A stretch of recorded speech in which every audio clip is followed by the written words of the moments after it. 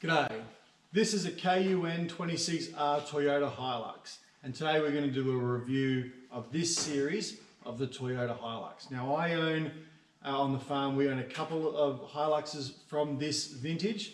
We have a 2009, which is kind of the first iteration of it, more or less, and then a 2014, so right at the end of the production run. We've had them in single cab and in dual cab iteration, and this kind of seeks to compare them with the utility vehicles of the time. You know, if you're looking at buying one of this vintage, you'll be comparing it with similar vehicles more or less of the same era, like the BT50, the Ranger, the Triton, etc. So we'll look at comparing that. A couple of good things about it, some things you want to keep in mind about it, and then ultimately where I stand on the Toyota HiLux, the KUN26R from 2005 to circa 2015. So I've owned personally all of the mainstream utility vehicles that are either single cab or dual cab diesel 4x4 of this vintage, with the exception of the RC Colorado and its twin, the Isuzu D-Max. Although I have driven that series vehicle and ridden in one, a friend of mine's got one, so we will talk about that as we go. But I've owned multiple Rangers, BT50, Triton, I've owned the HiLux, obviously, D4-D Navara. So first off, you know, how's my experience been with HiLux? Well, with this model HiLux, I'm a fairly new entrant to owning a HiLux. My first HiLux I bought about 2 years ago. Why did I not buy them previously? Because I've owned everything else. Why hadn't I owned HiLux? Because of the price. They were always expensive, always significantly more expensive than their competitors. I remember looking at an SR5 HiLux back in the day. I really liked the SR5 HiLux, was very keen to buy one.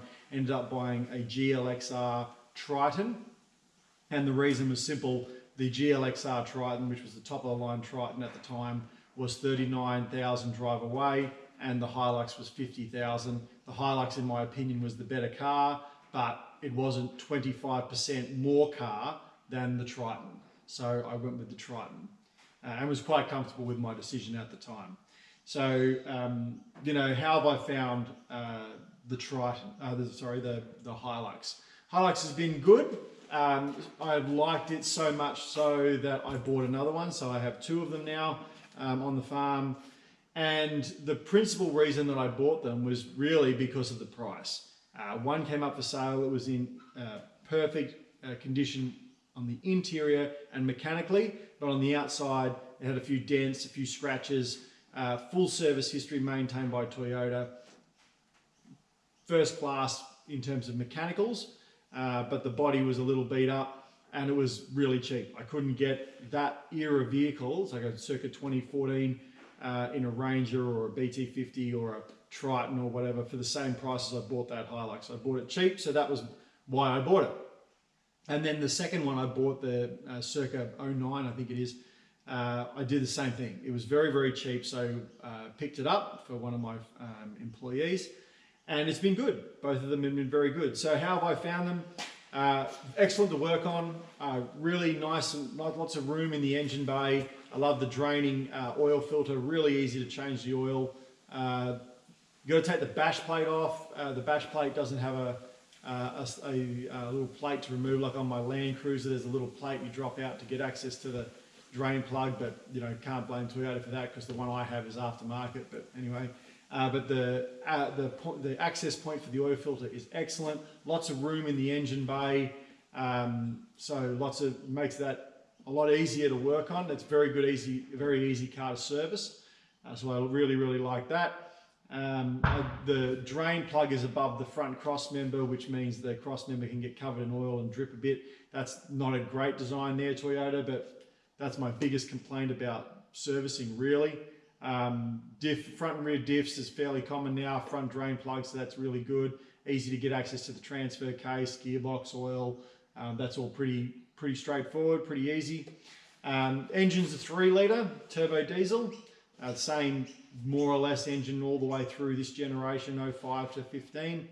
and you know, good amount of power. It's not the engine that the Ford Ranger engine is. I think it had the best engine of this era, but there's some servicing issues and stuff. We'll get to that a bit later on. Fairly reliable unit. When these were new, a few people say, the HiLux got a weak clutch. I've done about 40,000 Ks in the principal HiLux that we've got. We've probably done another 20 in the other one. They're well-used cars, both of them still on the original clutch. If you're going to, you've got to remember that this era vehicle, when 05 came around, you started to see the launch of the D4-D, this model HiLux. It was the first time we had really big tow ratings with these sorts of things. The HiLux tow rating lags. It's only 2.5 tons, but the Ranger was 3 tons. The Navara was 3 tons. The RC Colorado was 3 tons. And then when the MN Triton came around from the ML, it was 3 tons. So it was the first time really you could get into a very cheap vehicle really and tow 3 tons. Previously that was largely the domain of the Land Cruiser or a Patrol. But these were pretty economic for what they were, and you could get into them, and you could say that you would be on the road towing for 40 grand in some specification of utility, 40 grand drive away, and off you go, you're towing 3 tons. And that meant a lot of people loaded them right up. And with heavy towing will come increased burden on clutches, and generally I think that's where the clutches went wrong. Same complaint was of a D4-D. Lots of people I know, the D4-Ds are no good, they burn out clutches. Well, under heavy towing conditions, yeah, you're probably going to see premature clutch death. But in terms of people I know have got a manual, and both of mine are manuals in the HiLux, I've had no problems with the manual transmissions or the clutches. Engine's pretty good. You're going to do a set of injectors if you buy one, circa 150,000 Ks to 250,000 Ks. You're probably going to have a set of injectors in there. That's not a fault of the HiLux. That's just common rail injectors. You'll see probably premature death if they've been filled up with on-farm diesel or ag diesel, or if they've done a lot of outback touring and not at high flow volume diesel truck stops. You might see premature injector death, but that's common of all common rail engines now. That's just something that you're going to have to deal with. So it's not a particular fault of the HiLux. Engines seem pretty reliable if you look after them. Feedback certainly is that they're pretty good. So don't see any particular problems there in terms of the engine. Driveline, similar, not too many issues. Certainly no common problems. But the driveline's a fairly sure thing. That does contrast with the other vehicles of the time, and we'll get to some comparing of the other vehicles at the end, but there is a bit of a contrast there. Servicing, easy to service yourself. If you're a mechanic or home mechanic, you can do it yourself. It's a good engine to work on. I quite like it. And it's pretty economical if you're going to get a service. Certainly you don't have that regimented tappet adjustment that you do with the Ford Ranger and BT50, which ratchets their servicing price pretty high, particularly for every second service. If your mechanic does religiously follow the service schedule, which they should, that will bump your servicing pricing up. Towing, as I said, is 2.5 tons, so it lags its competitors at the time then. I would argue that's probably a more realistic tow rating.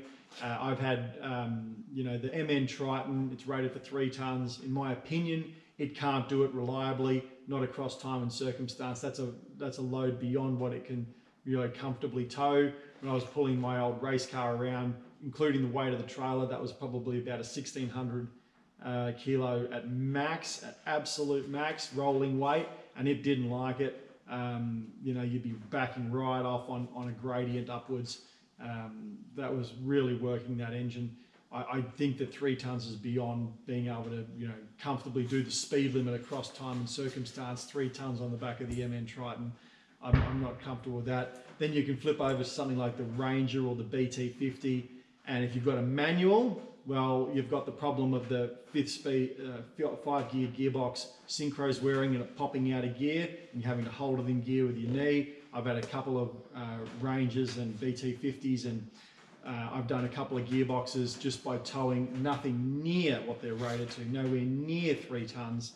The first time I did one, I was following the owner's manual, which said you could tow in fifth when the vehicle was not under load, but as soon as you're under load, you want to transfer back. That's just common sense for towing, and did fifth. And then the second time I religiously would not tow in fifth and just tow in fourth, and didn't make any difference. The synchros wore and needed a gearbox replaced, which is one of the reasons why I don't own a Ranger now. One of the reasons, not the only reason. So if you get an automatic Triton, an automatic Ranger, that brings your tow rating down to 2.5 tons.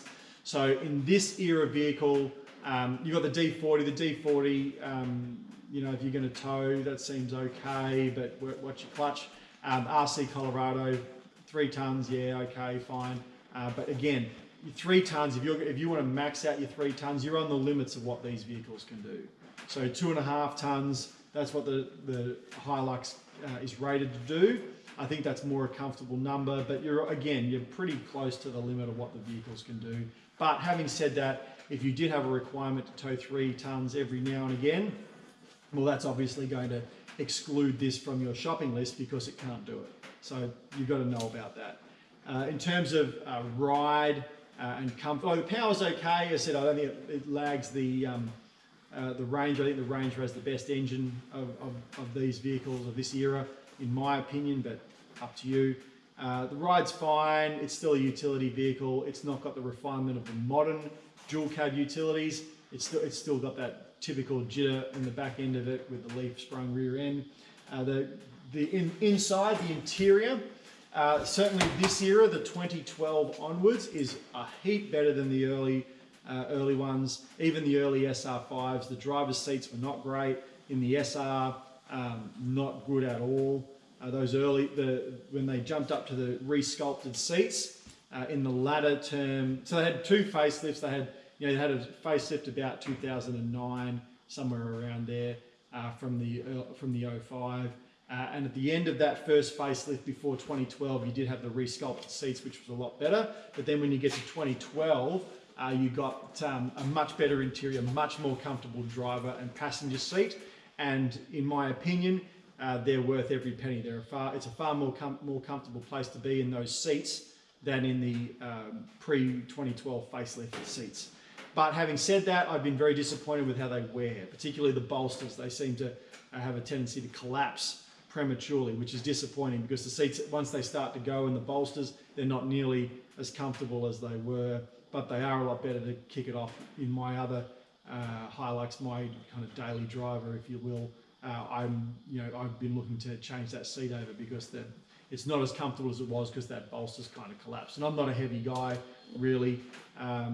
So that's a bit disappointing, but anyway, it is what it is. So the interior is a little better in the 2012. The big jump you get in comfort and interior is safety. The 2012s get braking aids, they get some side airbags, curtain airbags. They get a safety suite that the early models didn't have. So if safety is a priority for you, the post-2012 models are your target.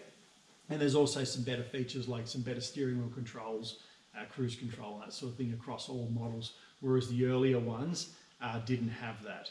So you got to take that into consideration. But you do find that the 2012 model onwards have a distinct price hike compared to the pre-2012 because of the safety gears and appointments in the latter models, which make them a distinctly, I would say, a better ownership experience than the earlier models. So take that with what you will. But if you're in the market to buy one, what I would say to you is, if you're looking at a pre-2012 and a post-2012, if they're the same price, same conditions, same mileage, and they're the same price, I wouldn't even think of buying the pre-2012 one. I would buy the 2012 one.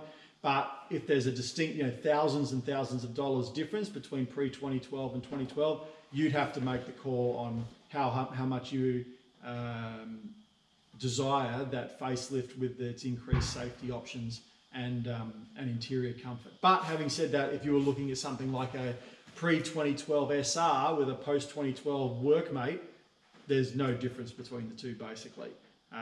So you just have to weigh that up. But later models generally sell better, but the reason that it's such a dramatic price hike generally, not always, but generally, is because of that additional safety and such in the latter models. The rest of it's pretty much the same, apart from some different sheet metal and headlights at the front of the vehicle. But ride outside of your interior comfort, the ride, engine, driveline is pretty much unchanged. Payload's fine; it's comparable with other vehicles in its class. Styling is purely, up to the eye of the beholder, if you will. But I found the HiLux a good ownership experience. I've had no complaints with it. Between the two vehicles, we've probably done about 60,000 Ks of used car driving. So we've got cars up, getting close to 200,000 Ks now, and we've had, no major issues. But we've maintained them well. We have maintained them very, very well, and we keep our services up to date. We don't use ag diesel in them. Regularly running injector cleaner and stuff. Just simple things that you can do to prolong the life of your vehicle, which would be worth your while doing. So, how does it compare? Would I buy a HiLux again? Yes, I would. In fact, you can tell because I own two of them and I don't own any other of its competitors. In terms of having a look at the competitors, we can walking through them one at a time. I've owned, I think at this point, I think I've owned 3 Mitsubishi Tritons, the MN series. The ML has the better engine in my opinion. The MN has a longer tray, but the ML has a better engine, a few more different appointments and better safety features in particularly the latter model of the MN. Would I own an MN again? Yeah, I would, but having said that, it would be a light duty vehicle because I don't like the experience of having to move heavy loads or towing with it. So I certainly wouldn't want it as my personal vehicle on the farm because I do tow and I tow heavy stuff and I'll put a heavy load on the back of it. And my experience with the MN Triton is that it doesn't particularly like heavy loads. You're revving it hard, a lot of gear changing to keep the revs up. Not as pleasurable experience as owning the Triton, I must say. But for light duties, it's a fine truck. I've got nothing really to complain about the Triton. If you want a ute to move your grass clippings and stuff around in town, or you just want something to occasionally chuck luggage in the back of, hey, MN Triton probably do you just fine. I've had no issues mechanically really with the MN Triton, except I will say that they're a fairly cheap vehicle. If you buy a coloured one, particularly the solid red MN Triton, be prepared for very thin paint and almost epic levels of paint fade. If you're in a white, it might be a little bit different, but they are built to a budget, and I think you can tell. But they're fine. I would own one, but only for light duties. I wouldn't want to work it hard. In terms of a D4-D Navara, the D4-D, you got to remember, there's something interesting about the D4-D is the big seller of this era was, particularly in the early years, like 05 onwards up to probably 2010, was D4-D versus HiLux. You'd get, HiLux is the best, D4-D's the best, D4-D's the best, HiLux is the best. And that's the way it went, depending on what review you read. They were really the front runners, and the sales results showed that. Like D4-D bet HiLux on a couple of occasions, I do believe, in the monthly sale, but it was right there behind it, particularly early on. Time has not really favoured the D4-D a lot because it's got a pretty bad reputation for its, pretty it's reliable unreliability. It kind of tends to decay. And I do know people that have had D4-Ds and got good mileage out of them. In fact, a friend of mine ran a fleet of D4-Ds for many, many years, and his own personal car was a D4-D, and he got north of 300,000 Ks out of it before he traded it in. But lots of horror stories about D4-Ds, and that has no matter which way you look at it, whether you think that's unfounded or founded, the reality is it has translated to lower resale values. And as we get further away from the D4-D, so 2021 was circa 15, 16 years away from the D4-D's launch, I don't think I'd want to be owning a very old D4-D because I think that you're going to struggle to get people to buy back into it just because their reputation is not good. Personal opinion only. So the D4-D is not really a contender for me. I do like that it had a 6-speed manual box. I do like that it had cruise control across more models, including the lower spec models, earlier than its competitors did. The square design of it really made that interior wider and made it feel a little bit more spacious. The back seat is terrible. It's far too upright, and it feels, when I sit in it, it feels like I'm leaning forward. So if you want to put someone back there, I don't particularly think it's good, but anyway, suit yourself. But I do know a lot of people that have met a lot of people that are very big advocates of the D4-D. I don't particularly like it just because I think you're running a depreciation gamble. So I wouldn't own a D4-D again. In terms of the Ford Ranger, the Ford Ranger, in my opinion, has the best engine, but that best engine comes with a high maintenance cost. You've got that regular tappet adjustment, and it kind of seems to suffer from the potential of its predecessor, the Ford Courier and Mazda Bravo, to do a head before you would ideally like it to, and that's thousands of dollars repair. I do know some people that have got away with it, but pretty much the common problems with the Ford Ranger and BT50, I've experienced them. That is the fifth gear in the 5-speed manual, the synchro's wearing and it popping out, and me driving along with my knee holding the 5th gear in. That's a common fault. That should have been a recall. That's a really bad and a fairly reliable brake. I've done 2 gearboxes in them, and then reconciled. I bought other Rangers after I did 2 gearboxes in the first one that I own, and the reason I went back to them principally is going, okay, I'll own them, but I am not going to tow with them because they're just too expensive to maintain if you're towing, because that risk of that 5th gear being worn is just too great. The automatic is kind of an old type automatic. When I drive the PK Ranger with the automatic, it feels like an old style, like an old Commodore, like a T400 or something, the automatic gearbox, where you feel that really pronounced change. Down she changes into gear. It feels like an old gearbox. Kind of dates the vehicle a bit in my mind. It's got a horrible up and down, not a very contemporary gear shift, but that's only styling, I guess. But not a big fan of that. But love that engine. It's an expensive vehicle to maintain, and you've got that question mark hanging over you, in my opinion, of when the head's going to go. And particularly because the EGR coolers are known for cracking. I've done that. I've cracked an EGR cooler and it took out my EGR valve and my head. That was an expensive repair.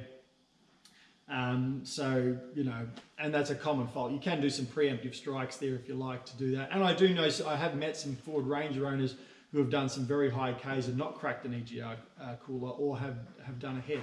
But I have met a lot, I have seen, a lot that have, unfortunately. But anyway, they're probably one of the oldest chassis in this era. That was its big critique from reviewers at the time. It was kind of based on the Courier, but with a different body shell. So they kind of bemoaned the chassis dynamics. They became a lot more popular when the PX Ranger became popular, because people don't realise you can't equate the PX with the PK and PJ. But when they became really popular, people went, oh, I can't afford the PX, I'll buy the previous iteration, and they did go up in value a bit. I wouldn't own one again. I've had too many problems with them, and that gearbox is just a big question mark. If I found a cheap auto, I might think about it maybe if I had a need for it, but for the moment it's a no for me on the Ranger. But I do have a soft spot for them because it was my first foray into this generation of Ute. Was in a Ford Ranger, but I think my time with them is done. Which brings you to the RC. We've done the HiLux, we've done the Triton, Navara and Ranger BT50, which brings you to the IRC Colorado and Isuzu D-Max. I haven't owned one of these, and the only reason I haven't is because in recent years they've become quite a hot ticket. They've got the Isuzu 4JJ engine in them, which is effectively a predecessor to the current D-Max engine. The 4JJ Isuzu engine, people seem to know that, and they're very coveted, and as such they have a high value. When I bought my first HiLux, I was actually looking for a Colorado or a D-Max. I expected when Holden folded in Australia for Colorado prices to plummet. They always lagged the D-Max. The D-Max kind of has a slight price advantage to a Colorado, but they didn't really plummet at all. I think it's that Isuzu reputation that's kind of kept their price inflated. I'd be more than happy to own one of those. I quite like the 4JJ engine, so I would be more than happy to own one of those. The only reason I haven't done it is because of the value proposition. The Hiluxes were cheaper, so that's what I bought when I bought my last two Hiluxes. So, there's still vehicles of this era still are very popular, and this was the first generation of vehicle that really moved the needle from utilitarian utility vehicles, like really kind of compromising if you own one of these, to something that's a lot more car-like and a lot more family-friendly. The jump between this generation, 05 to circa 15, to the current generation of utes, particularly in the dual cabs, is an even bigger leap. It's a huge jump again, but not as big as this was. If you go back and own like an MK Triton and go to an MLMN, or go back and own a D22 Navara and jump to the D4-D, or a TF, or even an RA Rodeo. RA was a little bit of a jump, but that TF to RA to RC Colorado, that was a big jump. They were vehicles that weren't really nice places to keep your family. They were utility vehicles. And then when we jump to this era, you've got a lot more comfort, you've got a lot more space, you've got a floor pan that's not only a couple of inches below your back seat, so your knees are up around your ears when your parents are in the front seat driving along. These are a lot more comfortable places to be, which is why more of them are sold. And with the generation from this one to the current generation of utility vehicle, current generations have jumped again, and popularity has followed that. And with the first vehicle the first utility vehicle, the first dual cab I drove that had what I thought was very dynamics that I could describe as very car-like, was probably the Volkswagen Amarok, which is kind of an in-betweener. It's not exactly in this generation because it came out a lot of years after the 05 when these things when this generation launched. It kind of came out in between, and they're still trading on that, essentially that same platform even now, even with the V6 Amarok. So if you include the Amarok in this era, I would say that they have the most comfortable ride and interior of this era, no doubt. So if I was owning something purely on comfort, and particularly family comfort, putting people in the back seat, and I've sat 3 men abreast in the back seat of a Volkswagen Amarok, that's what I would choose. But I wouldn't own an Amarok, particularly the early vintage Amarok, which fits firmly in between, kind of in the middle of this era generation ute. That Argentinian Amarok, I just know too many people that have been left stranded for silly issues. And in not old vehicles, and in not, let's say, not high mileage vehicles. Just silly things, just silly errors that have happened that you go, what? You broke down because of what? It's a funny old thing. And the price of servicing and the price of parts is a big detractor for me from the Amarok, which is a shame because I really like the comfort and the width of it. And the other thing is that detracts a little bit for me is kind of level pegging with the very first of this generation ute back in 05. But considering they're still selling that shell today, it is just absolutely unforgivable. They're selling a modern car with no rear airbags. That's just unacceptable, Volkswagen.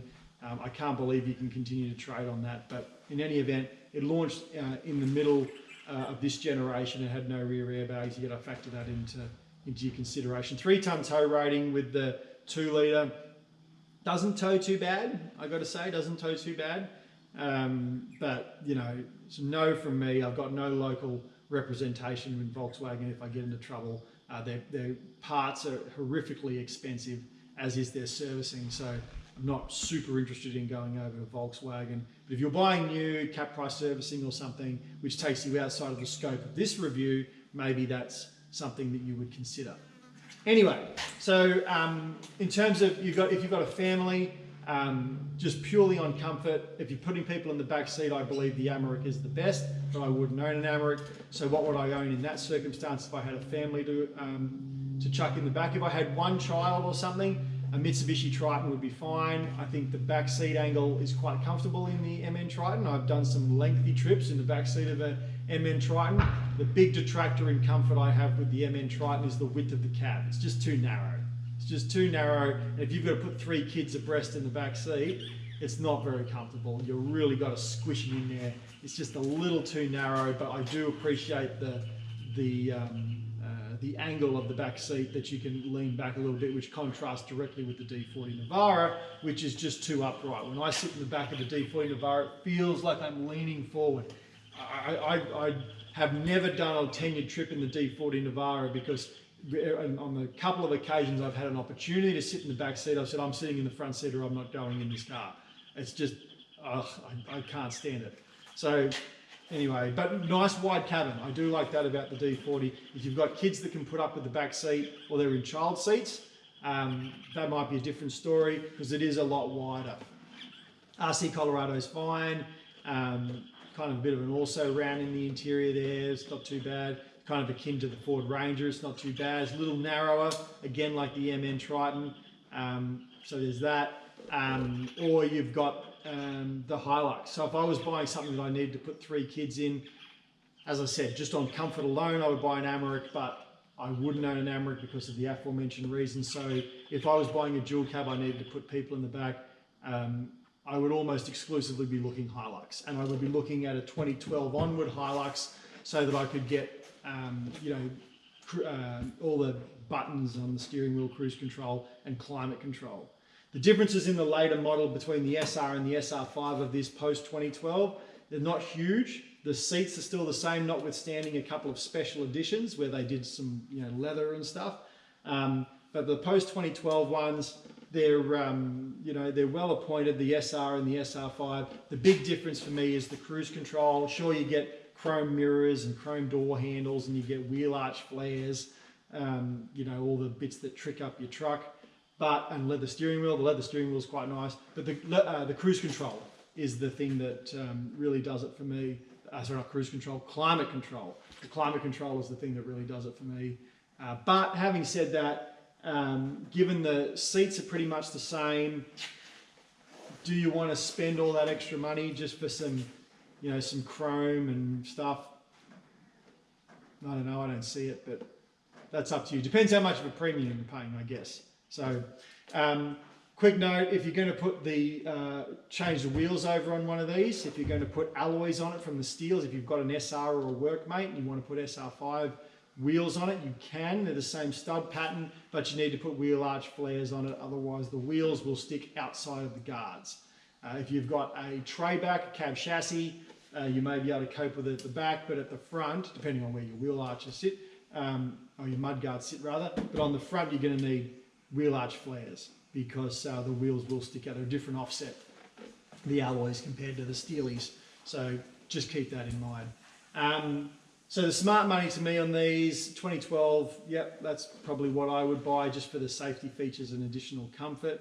The early ones are fine out of price, but you just need to know their limitations. But I've had no problems with the driveline. As I said, my usual review recommendation is, would I buy this again? Yes, I would.